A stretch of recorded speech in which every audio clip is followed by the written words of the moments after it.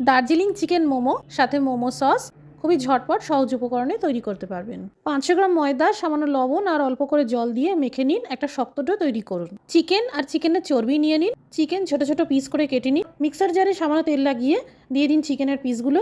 কয়টা কাঁচা লঙ্কা, 2 চামচ আদা বাটা, গোলমরিচ দানা, সামান্য করে আজিনামোটো আর 1 চামচ তেল ভালো করে ব্লেন্ড করে নিন, অথবা চিকেন কিমা করে নিতে পারেন। কুচানো পেঁয়াজ, স্বাদমতো লবণ, কুচানো ধনেপাতা দিয়ে মেখে নিন। এবার লেচিগুলোকে সমান ভাগে ভাগ করে নিয়ে প্রথমে লুচির মতন বেলে নিন। এবার এই চিকেনের পুর ভরে নিয়ে 2 দিক থেকে ফোল্ড করতে থাকুন।